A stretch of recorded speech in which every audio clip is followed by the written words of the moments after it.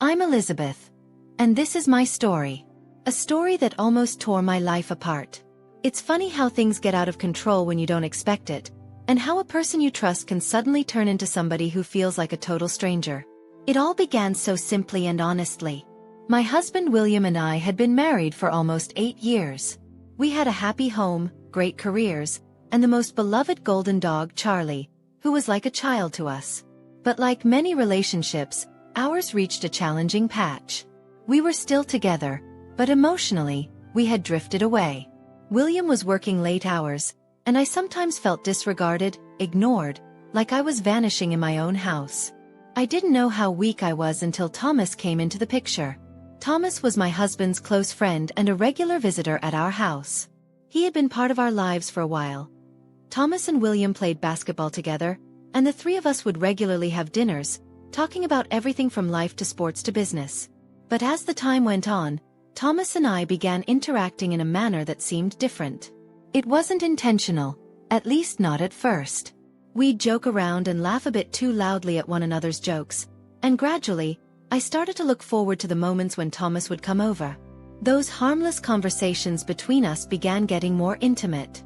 We would talk about our challenges in life, and before I knew it, I found myself disclosing things with Thomas that I hadn't even disclosed to William. I'll confess I was flattered by the attention. Thomas noticed small things. My new hairdo, the way I outfitted my clothes, things that William had stopped noticing for a long time. It was wonderful to be appreciated again and to feel valuable, but I never believed it could go beyond that. At least that's what I told myself. Then one evening, the situation took a turn. It was a normal Friday night. William had to stay late at his job again, and Thomas came over to assist me in making a few repairs around the house. Charlie was thrilled as usual, bouncing around, shaking his tail, and barking joyfully at John's arrival. Everything appeared normal, but there was a different feeling between Thomas and me that particular night. It was in the manner in which he smiled, the manner in which his hand brushed against mine when he gave me a tool. We laughed as we fixed a broken cabinet in the kitchen, but there was tension developing between us. It was slight in the beginning, but it was there. After the fixes were done, we relaxed on the couch with Charlie between us, watching some strange shows on television. The atmosphere felt heavy, like something was about to happen, but none of us was ready to make the first move. And then it happened. I don't even know how to say it. At one point we were sitting there, and the next, Thomas reached over and put his hand over mine. It was not aggressive, but it was not friendly either. It was something else. I should have moved away. I should have stood up and asked him to go, but I did not. Instead, I allowed it to happen. The warmth of his touch sent a shiver down my spine, and for just a second, I wasn't thinking about the implications. It was like my thoughts shut down, and all I could feel was the gentle touch of his hand over mine. Charlie, laying at our feet, moved slightly but remained calm, as though noticing something was amiss. But then the truth came crashing down. I heard the front door open. My heart raced a beat as William stepped in, fully unaware of what he had just disrupted. Thomas instantly withdrew his hand, and I got up from the couch, my face flush with guilt. Everything happened so fast, but the tension was so high you could cut it with a knife. "Hello, I'm back home," William said casually, dropping his keys on the table. "What is going on?" "Nothing," I said, my voice getting too high-pitched. "We were just watching a movie." Thomas stood up too, certainly just as uncomfortable as I was. "Yeah, I was just about to get out," he said, dodging William's eyes. William didn't seem to have noticed the awkward situation between us, or perhaps he was just too exhausted to be concerned. He walked over to Charlie and began petting him, and for a moment, I thought we were in the clear. Perhaps William hadn't noticed anything. Perhaps this might all just blow over and we would never have to talk about it again, but in my heart I knew that was not the case. Something transpired between Thomas and me, something that could not be reversed. We hadn't crossed the boundary physically, but emotionally we were already standing on the edge, and I was afraid of what was to come next. As Thomas left that particular night, he gave me a glance that signaled he was feeling the same way I was. This wasn't over, not by any means, and that was the time I realized I was in a too deep situation. The days following that night were full of uncertainty and guilt. I was constantly thinking about Thomas, his gentle touch, his presence around me, and how he made me feel. But each time I thought of him, I was instantly hit with an aura of guilt. William hadn't done anything wrong. He was a wonderful husband, distracted and exhausted, yes, but he didn't deserve what was going on behind his back.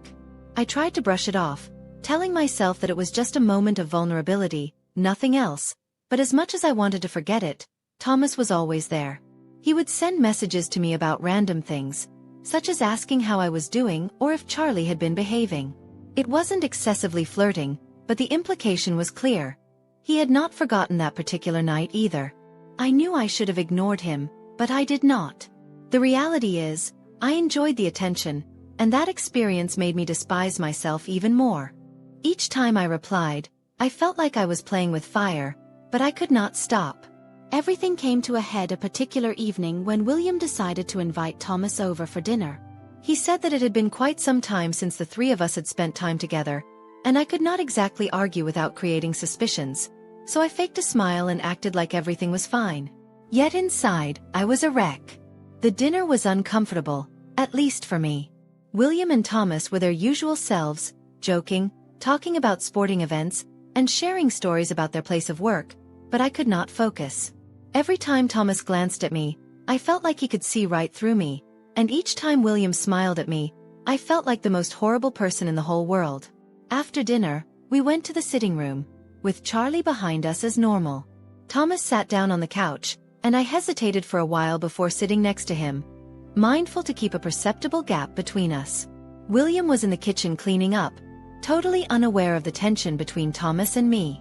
And then, in a moment that I will never forget, Charlie bounced up over the couch right between Thomas and me, exactly like he had the night before. He was swinging his tail, unaware of the emotional storm in the room. Thomas smiled and reached over to touch him, and for a split second, his hand brushed against me again. It was like the feeling that I have already experienced, but this time I pulled away fast, my heart beating in my chest. I could not do this anymore. I stood up abruptly, surprising both Thomas and Charlie. "I'm going to help William in the kitchen," I said, my voice trembling. I had to get out of there.